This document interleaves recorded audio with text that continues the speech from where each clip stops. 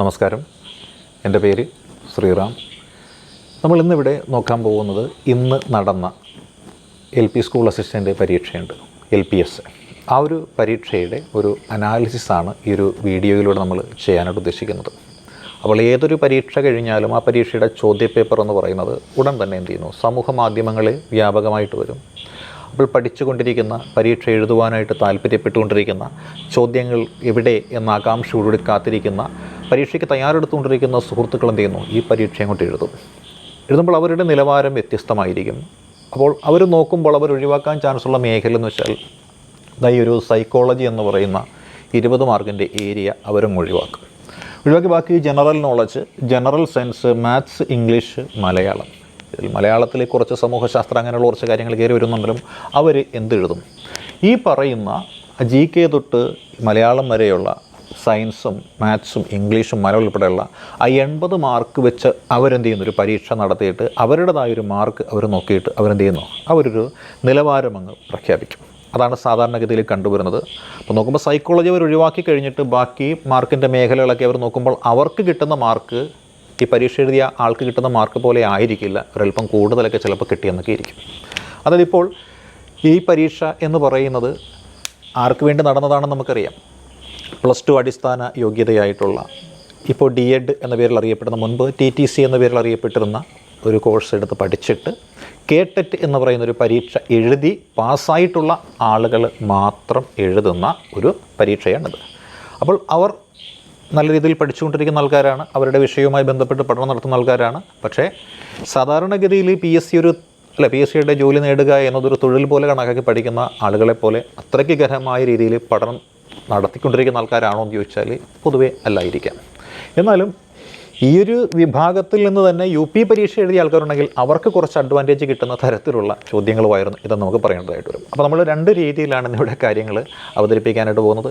ഇതിപ്പോൾ ഒരു സാധാരണപ്പെട്ട ഒരു ഡിഗ്രി ഉള്ള ഒരാൾ എഴുതിയാൽ എങ്ങനെ ഇരിക്കും, ഈ പറഞ്ഞ TTC മുതലായ കാര്യങ്ങൾ പഠിച്ച് ഈ ഒരു LP UP സ്കൂളിൻ്റെ അടിസ്ഥാന ക്വാളിഫിക്കേഷനുകൾ മാത്രമുള്ള ഒരാൾ എഴുതിയാലും എങ്ങനെ ഇരിക്കുമെന്ന് നമുക്ക് നോക്കാം, അല്ലേ? നമ്മൾ പറഞ്ഞ ഡിഗ്രി അടിസ്ഥാന യോഗ്യത എവിടെ ചോദ്യം എനിക്ക് വിശക്കുന്നു എന്ന് പറയുന്ന പോലുള്ള ആൾക്കാർ എഴുതി കഴിഞ്ഞാൽ എങ്ങനെയായിരിക്കും എന്നാണ് നമ്മളിപ്പോൾ പറയാൻ പോകുന്നത്, അല്ലേ? അപ്പം അങ്ങനെ നോക്കിയാൽ ഈ പറയുന്ന ഒരു മേഖല GKയുടെ ഒരു 20ഓളം ചോദ്യങ്ങളുണ്ടായിരുന്നു. ആ മേഖല എന്ന് പറയുന്നത് കൊള്ളാം, നല്ല ചോദ്യങ്ങളൊക്കെ തന്നെയായിരുന്നു വന്നിരുന്നത്. നല്ല രീതിയിൽ പഠിക്കുന്ന ഒരാളിനെ സംബന്ധിച്ച് എത്ര മാർക്ക് കിട്ടും? ഒരു 15ഓളം ചോദ്യങ്ങൾ ആൻസർ ചെയ്യാനായിട്ട് സാധിക്കും. പക്ഷേ യഥാർത്ഥത്തിൽ ഈ പരീക്ഷ എഴുതിയ ആളിനെ സംബന്ധിച്ച് നോക്കിയാൽ അവർക്ക് അത്രയും മാർക്കൊന്നും കിട്ടില്ല. അവർക്ക് കിട്ടുന്ന മാർക്ക് എന്ന് പറയുന്നത് ഏകദേശം ഒരു 13 മാർക്ക്, പരമാവധി ഒരു 13 മാർക്ക് വരെ ഈ ഒരു മേഖലയിൽ നിന്ന് അവർക്ക് സ്കോർ ചെയ്യാൻ പറ്റും. GK എന്നുള്ള മേഖലയിൽ നിന്ന് 13 മാർക്കുകളെ സ്കോർ ചെയ്യാൻ പറ്റുള്ളൂ. ഈ പറയുന്ന ചോദ്യപേപ്പർ പുറത്തുനിന്ന് എഴുതുന്ന മറ്റൊരു വ്യക്തിയുടെ ആ അടിസ്ഥാനപ്പെട്ട് നമ്മൾ സയൻസിൻ്റെ മാർക്ക് നോക്കിയാൽ അയാൾക്ക് ചിലപ്പോൾ ഒരു 26 ചോദ്യങ്ങളിൽ പകുതിയോളം കിട്ടിയെന്നിരിക്കും. പക്ഷേ ഇന്ന് ഈ പരീക്ഷ പോയി എഴുതിയ യോഗ്യതയുള്ള ഒരാൾക്ക് അത്രയും മാർക്ക് കിട്ടില്ല. അയാൾക്ക് കിട്ടുന്ന മാർക്ക് ചിലപ്പോൾ ഒരു 10 മാർക്കായിരിക്കാം ഈ ഒരു സയൻസിൽ നിന്ന് സ്കോർ ചെയ്തെടുക്കാനായിട്ട് സാധിക്കുന്നത്. അതാണ് വാസ്തവമായിട്ട് വരുന്നത്. പിന്നെ മാത്സ് എന്ന് പറഞ്ഞ മേഖലയുണ്ട്. ഈ ഒരു മാത്സ് എന്നൊരു ഏരിയ ചെയ്ത് നോക്കിയാൽ ഒരു 9 വരെ കിട്ടുന്ന ആൾക്കാരുണ്ടാവും. ഡിഗ്രി തലത്തിലൊക്കെ പോകുന്ന ആൾക്കാരിൽ ഒരു 9 മാർക്കൊക്കെ കിട്ടുന്ന ഒരാൾക്കാരുണ്ടാവും. പക്ഷേ ഇവർക്ക് അത്രയും കിട്ടണമെന്നുള്ള കാര്യം കിട്ടാൻ പ്രയാസമാണ്. ചോദ്യങ്ങൾ അത്തരത്തിലുള്ള ചോദ്യങ്ങളായിരുന്നു, അല്ലേ? അങ്ങനെ നോക്കിയാൽ ഇവർക്ക് ചിലപ്പോൾ കിട്ടുന്ന മാർക്ക് ഒരു 7 മാർക്കൊക്കെ ആയിരിക്കാം ഇവർക്ക് കിട്ടുന്ന മാർക്ക് എന്ന് പറയുന്നത്. 7 മാർക്കൊക്കെ കിട്ടാനും തരമുള്ളൂ. ഇനി ഇംഗ്ലീഷ് നോക്കിയാൽ ചില ആളുകൾക്ക് ഇവിടെ 8 മാർക്ക് വരെ സ്കോർ ചെയ്യാൻ പറ്റുന്നവരുണ്ടാവും. പക്ഷേ നമ്മൾ നോക്കുക, ഇത് പ്രത്യേക വിഭാഗമായിട്ട് പഠിച്ച് അതിൻ്റെ ക്വാളിഫിക്കേഷൻ നേടിയിട്ട് അങ്ങനെ പോയി എഴുതുന്ന ആളുകളാണ്. അവർ നിത്യത്തൊഴിലായിട്ട് ഇത് കണക്കാക്കുന്നില്ല. അതുകൊണ്ട് തന്നെ അവർക്ക് ഈ മേഖലയിലുള്ള മാർക്ക് ചിലപ്പോൾ കുറയാം. അവിടെ അവർക്ക് കിട്ടുന്ന മാർക്ക് ചിലപ്പോൾ ഒരു 6 മാർക്ക് വരെ ആവാം. ഇനി മലയാളവുമായി ബന്ധപ്പെട്ട് നോക്കിക്കഴിഞ്ഞാൽ സാധാരണ നിങ്ങളെപ്പോലുള്ള ഒരാൾക്ക്, ഡിഗ്രി തലത്തിലുള്ള കാര്യം നോക്കുന്ന ഒരാൾക്ക് ഒരു 5 മാർക്കേ കിട്ടാൻ തരമുള്ളൂ. കാര്യം ഇതിൽ തന്നെ ഏകദേശം ഒരു 4-5 മാർക്കോളം ഇവരുടെ ടോപ്പിക്കുമായി ബന്ധപ്പെട്ട് വരുന്നത് ആയതുകൊണ്ട് തന്നെ ഈ മലയാളം എന്നുള്ള മേഖലയിൽ ഇവർക്ക് കുറച്ച് അഡ്വാൻറ്റേജ് കിട്ടും. ആ മേഖലയിൽ ഇവർക്ക് ചിലപ്പോൾ കിട്ടുന്ന മാർക്ക് ഒരു 7 മാർക്ക് അല്ലെങ്കിൽ ഒരു 8 മാർക്ക് വരെ ഇവർക്ക് കിട്ടും. നമുക്ക് തൽക്കാലം ഒരു 7 മാർക്ക് നമുക്ക് നോക്കാം, അല്ലേ? ഇനിയുള്ളത് ഇവരുടെ സ്പെഷ്യൽ ടോപ്പിക് എന്ന് പറഞ്ഞ സൈക്കോളജിയാണ്. സ്പെഷ്യൽ ടോപ്പിക് എന്ന് പറഞ്ഞൊരു സൈക്കോളജി ഉണ്ട്. ആ സൈക്കോളജിയിൽ അത്യാവശ്യം പഠിക്കുന്ന ഒരാൾക്ക് കിട്ടുന്ന മാർക്ക് എന്ന് വെച്ചാൽ 12ൽ കുറയാത്ത മാർക്ക് എന്ന് പറയുന്നത് ഉറപ്പായിട്ടും കിട്ടുന്നതാണ്. 12ൽ കുറയാത്തൊരു മാർക്ക് ഉറപ്പായിട്ടും കിട്ടും. അങ്ങനെ നോക്കിയാൽ നമ്മൾ ഈ മാർക്ക് നോക്കിയാൽ അല്ലേ 13ഉം 12ഉം കൂടി കൂട്ടുമ്പോൾ 25 മാർക്ക് ഇവിടെ വരും. അതേപോലെ നമ്മൾ നോക്കിയാൽ 10ഉം കൂടി കൂട്ടിയാണെങ്കിൽ എത്ര വരുന്നു? 35 മാർക്ക് എന്തായാലും വരും, അല്ലേ? 35 മാർക്കായി. 35 കൂട്ടത്തിൽ 7 കൂട്ടുമ്പോൾ എത്ര വന്നു? 35 7 കൂടി കൂട്ടാൻ നേരത്ത് 42 മാർക്കിലേക്ക് എത്തുകയാണ്. 42 മാർക്കിൻ്റെ കൂട്ടത്തിൽ 6 മാർക്ക് കൂടി കൂട്ടിയാൽ 48 മാർക്കിലേക്ക് എത്തുകയാണ്. 48 മാർക്കിൻ്റെ കൂട്ടത്തിൽ ഈ ഒരു 7 മാർക്ക് കൂടി കൂട്ടിക്കഴിഞ്ഞാൽ എത്തുന്ന എത്രയാണ്? 55 മാർക്ക് എന്ന് പറഞ്ഞ ഒരു റേഞ്ചിലേക്ക് ആരെത്തുകയാണ്. ഇന്ന് ഈ പരീക്ഷ എഴുതിയ ഒരു ഉദ്യോഗാർത്ഥി എത്തുകയാണ്. അതായത് ഇന്ന് LPSA പരീക്ഷ എഴുതിയ ഒരു ഉദ്യോഗാർത്ഥിക്ക് 55 മാർക്ക് കിട്ടിക്കഴിഞ്ഞാൽ ആ 55 മാർക്ക് എന്ന് പറയുന്നത് അയാൾ ഏത് ജില്ലയിൽ പോയി എഴുതി കഴിഞ്ഞാലും അയാൾക്ക് ജോലി കിട്ടാനായിട്ട് വളരെ സേഫായിട്ടുള്ള പര്യാപ്തമായ ഒരു മാർക്കാണ് എന്ന് നമുക്ക് ഇതിനെ അസന്നിഗ്ധമായിട്ട് അടിവരയിട്ട് നമുക്ക് പറയാനായിട്ട് സാധിക്കുന്നൊരു മാർക്കാണ്. അതായത് നമ്മൾ പറഞ്ഞു കഴിഞ്ഞു, അതായത് സൈക്കോളജി എന്ന മേഖലയിൽ നിന്ന് മിനിമം 12 മാർക്കെങ്കിലും നേടാൻ സാധിക്കും അവർക്ക്. കാര്യം അത് പഠിച്ചുകൊണ്ടിരിക്കുന്ന ആൾക്കാരാണ്. GK മേഖലയിൽ നിന്ന് 13ഓളം കിട്ടും, സയൻസ് മേഖലയിൽ നിന്ന് 10 കിട്ടും, അതേപോലെ മാത്സ് മേഖലയിൽ നിന്ന് 7 കിട്ടും, ഇംഗ്ലീഷ് മേഖലയിൽ നിന്ന് 6 കിട്ടും, മലയാളത്തിൽ നിന്ന് 7 കിട്ടും, 55 മാർക്ക് കിട്ടും. ഇത് ഏറ്റവും നല്ല രീതിയിൽ ഈ ഒരു LPSA നേടണമെന്നുള്ള ആഗ്രഹത്തോടെ പോകുന്ന ഒരാൾക്ക് കിട്ടുന്ന മാർക്കാണ് നമ്മളിങ്ങനെ പറഞ്ഞത്. പക്ഷേ എല്ലാവരും അങ്ങനെയല്ലല്ലോ. ചില ആളുകൾക്ക് വ്യത്യാസം ഉണ്ടാവും, ചിലർക്ക് നെഗറ്റീവ് ഉണ്ടാവും, അല്ലേ? നെഗറ്റീവൊക്കെ ഉണ്ടായിക്കഴിഞ്ഞാൽ ഇതിൻ്റെ ഒരു 10% അവർക്കൊരു സംഭവം നെഗറ്റീവ് സംഭവിച്ചെന്ന് കണക്കാക്കുക. അങ്ങനെ നെഗറ്റീവ് സംഭവിച്ചു കഴിഞ്ഞാൽ എന്തായിരിക്കും സംഭവിക്കുക? 5 മാർക്ക് എന്ന് വെച്ചാൽ 2 മാർക്ക് കയ്യിൽ നിന്ന് പോകും. അപ്പം 50 2 പേരും 48 മാർക്ക്. ഈ 48 മാർക്ക് എന്ന് പറയുന്നത് എന്താണ്? റാങ്ക് പട്ടികയിൽ ഉൾപ്പെടാൻ, അതല്ലെങ്കിൽ ഇൻ്റർവ്യൂവിൻ്റെ കോൾ കിട്ടാനായിട്ട് പര്യാപ്തമായൊരു മാർക്കാണ്. അതായത് 48നും 55നും ഇടയിൽ മാർക്ക് കിട്ടിയിട്ടുള്ള ആൾക്കാരുണ്ടെങ്കിൽ അവർക്ക് ഉറപ്പായിട്ടും എന്ത് ചെയ്യും? ഇൻ്റർവ്യൂവിൻ്റെ കോൾ ഉറപ്പിക്കാവുന്ന മാർക്കാണ്. 55 മാർക്ക് ഉണ്ടെങ്കിൽ റാങ്ക് ഉറപ്പിക്കാവുന്ന മാർക്കാണ്. പക്ഷേ ഇത് സ്കൂളുകളുടെ എണ്ണം, അല്ലേ? സ്കൂളുകളുടെ എണ്ണം, വിദ്യാർത്ഥികളുടെ എണ്ണം, തൊഴിൽ സാധ്യത കൂടുതലുള്ള ജില്ലകൾ, ഇതിൻ്റെയൊക്കെ അടിസ്ഥാനത്തിൽ ഈ ഒരു മാർക്കിൽ പിന്നെയും വ്യത്യാസം വരും. കാര്യം എന്തെന്ന് വെച്ചാൽ ഇന്നത്തെ ഈ LP പരീക്ഷ എഴുതിയ ആളുകൾ, കുറേ ആൾക്കാർ UPയുടെ പരീക്ഷയും പോയി എഴുതിയിട്ടുള്ള ആൾക്കാരാണ്. അവർ UP കിട്ടിക്കഴിഞ്ഞാൽ ഒരിക്കലും LPയിലേക്ക് വരില്ല, അല്ലേ? അതുകൊണ്ട് ആ പറയുന്ന ആളുകൾ ഈ റാങ്ക് പട്ടികയിൽ ഉൾപ്പെട്ട് കഴിഞ്ഞാലും അതെന്താണ്? അവിടെ ഗ്യാപ്പായിട്ട് തന്നെ കിടക്കും. അതുകൊണ്ട് തന്നെ ഈ ഒരു പട്ടിക ഒരല്പം കൂടി വലുതാകാനുള്ള സാധ്യതയൊക്കെ ഉണ്ട്. അപ്പോൾ നമ്മൾ നോക്കിയാൽ ശരാശരി കഴിഞ്ഞ തവണത്തേതുപോലെയുള്ള ലിസ്റ്റ് ആണ് ഇടുന്നത് എന്നുണ്ടെങ്കിൽ ലിസ്റ്റ് ചിലപ്പോൾ വെട്ടിക്കുറയ്ക്കാം.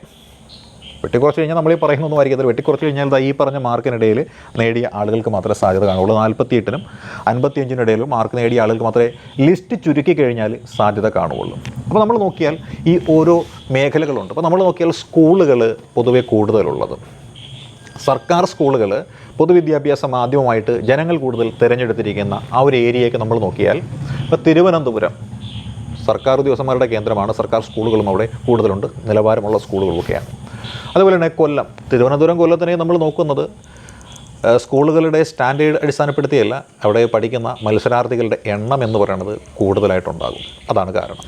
പിന്നെ പാലക്കാടും മലപ്പുറവും ഈ പറയുന്ന കോഴിക്കോടുമൊക്കെ നമ്മൾ എടുക്കുമ്പോൾ അതിൻ്റെ കാരണം വെച്ചാൽ അവിടെ സ്കൂളുകളുടെയും വിദ്യാർത്ഥികളുടെയും എല്ലാം എണ്ണം കൂടുതലാണ്. അപ്പോൾ ആ ഒരു 5 ജില്ലകളിൽ ഈ പറയുന്ന ആ ഒരു റാങ്ക് പട്ടികയിൽ ഉൾപ്പെടും എന്ന് നമ്മൾ കരുതുന്ന ആൾക്കാരുണ്ടെങ്കിൽ, ഇൻ്റർവ്യൂ കോൾ എന്ന് പറയുന്ന അത് കണക്കാക്കുന്ന സംഭവം ഉണ്ടെന്നുണ്ടെങ്കിൽ അവിടെയാണ് നമ്മൾ ഈ പറയുന്ന ഒരു 48 മാർക്കിന് മുകളിൽ നമുക്ക് പറയാൻ പറ്റുന്നത്. ഒരു 48 മാർക്കിന് മുകളിൽ നിങ്ങൾ നേടിയിട്ടുണ്ടെങ്കിൽ ഈ പറയുന്ന തിരുവനന്തപുരം, മലപ്പുറം, കൊല്ലം, കോഴിക്കോട്, പാലക്കാട് എന്നീ ജില്ലകളിൽ നിങ്ങൾക്ക് നല്ല സാധ്യതയാണ് ഉള്ളത്. അതായത് 48നും ഈ പറഞ്ഞിട്ടുള്ള 55 മാർക്കിനും ഇടയിലുള്ള ആളുകളെന്ന് നമ്മൾ പറഞ്ഞ ആൾക്കാരില്ലേ, 48 എബോവ് എന്ന് പറയുന്ന ഈ ഒരു കാറ്റഗറി, അതാണ് നമ്മൾ പറയുന്നത്. അതായത് ഒരു 50 മാർക്കിന് മുകളിലേക്ക് ഉണ്ടെന്നുണ്ടെങ്കിൽ നല്ല രീതിയിൽ ഉറപ്പിക്കാം.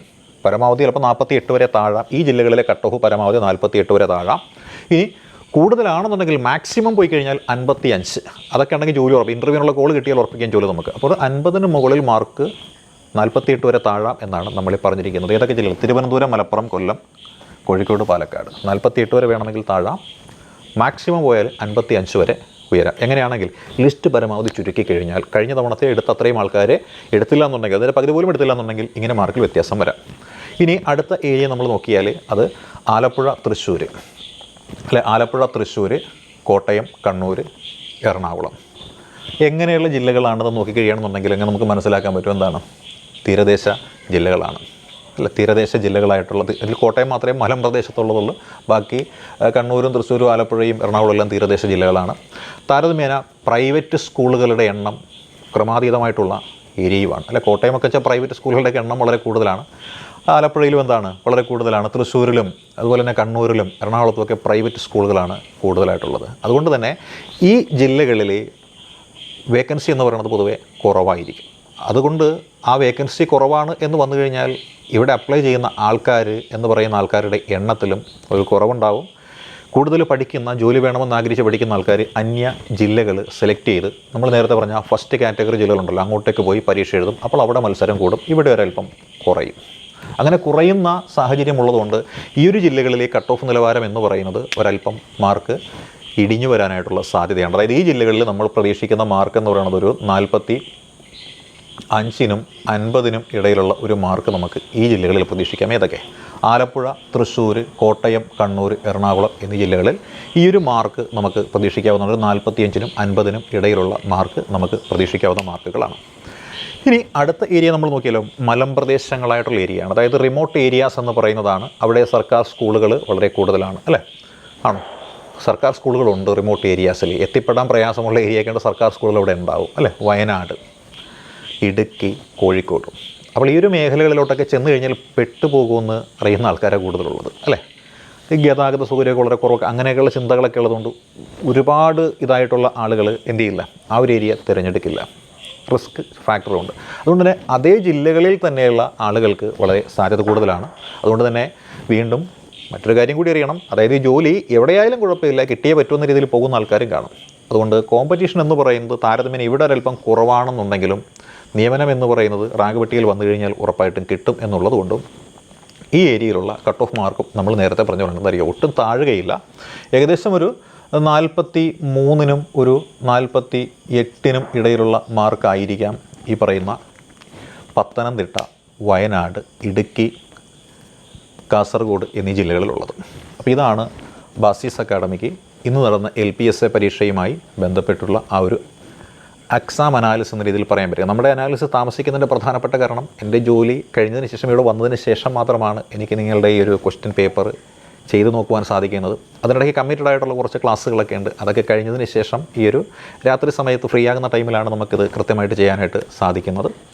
അപ്പോൾ ഇതാണ് ഇന്ന് നടന്ന LPSA പരീക്ഷയുമായി ബന്ധപ്പെട്ടുകൊണ്ട് ബാസിസ് അക്കാഡമിയുടെ ഒരു വിലയിരുത്തൽ. അതുകൊണ്ട് തന്നെ ഈ ഒരു മാർക്കിനിടയിൽ സ്കോർ ചെയ്തിട്ടുള്ള ആളുകളുണ്ടെങ്കിൽ നിങ്ങൾക്ക് ഇൻ്റർവ്യൂവിനുള്ള കോൾ കിട്ടുവാനുള്ള സാധ്യതയുണ്ട് എന്നുള്ളതാണ് ഞങ്ങളുടെ ഒരു നിഗമനം. ഇപ്പോൾ നമ്മുടെ LD ക്ലർക്ക് പരീക്ഷ വരുന്നുണ്ട്. ആ പരീക്ഷ എന്ന് പറയുന്നത് ഇതിനേക്കാൾ കുറച്ചുകൂടി കടുപ്പമേറിയ പരീക്ഷകളൊക്കെ ആയിരിക്കും. അപ്പോൾ ചോദ്യങ്ങളൊക്കെ ആയിട്ട് നമുക്ക് നല്ലൊരു പരിചയമുണ്ടാകണം. അപ്പോൾ അങ്ങനെ ചോദ്യങ്ങളുമായി ബന്ധപ്പെട്ടുകൊണ്ട് പരീക്ഷകൾ എഴുതിയെങ്കിൽ മാത്രമേ നമുക്ക് പരീക്ഷ എഴുതി വിജയിക്കാൻ ഒരു സാധ്യത നമ്മുടെ മുന്നിൽ തെളിഞ്ഞു വരികയുള്ളൂ. അപ്പോൾ പരീക്ഷകൾ എഴുതുവാൻ ആഗ്രഹിക്കുന്ന ആൾക്കാരുണ്ടെങ്കിൽ നമ്മുടെ ബാസിസ് അക്കാഡമിക്ക് LDC സ്പെഷ്യൽ എക്സാം സീരീസ് ഇവിടെ നടക്കുന്നുണ്ട്. ആ എക്സാം സീരീസിൽ ജോയിൻ ചെയ്യാൻ താല്പര്യമുള്ളവരുണ്ടെങ്കിൽ ഈ കാണുന്ന നമ്പറിൽ ഞങ്ങൾക്ക് വാട്സപ്പിലോ ടെലഗ്രാമിലോ മെസ്സേജ് അയച്ചുകൊണ്ട് ആ കോഴ്സിൽ ജോയിൻ ചെയ്യാവുന്നതാണ്. അപ്പോൾ ആ ഒരു കോഴ്സിൽ ജോയിൻ ചെയ്യാൻ ആഗ്രഹിക്കുന്നവർക്ക് ഈ നമ്പറിൽ കോൺടാക്റ്റ് ചെയ്യാം. 9846183166 എന്നതാണ് നമ്പർ. ഒരിക്കൽ കൂടി 9846183166. അപ്പോൾ ഇന്ന് നമ്മുടെ ഈ LPSA പരീക്ഷ എഴുതിയ കൂട്ടുകാരുണ്ട്, അവർക്ക് ഈ ഒരു അനാലിസിസ് സമർപ്പിക്കുന്നു. Thank you.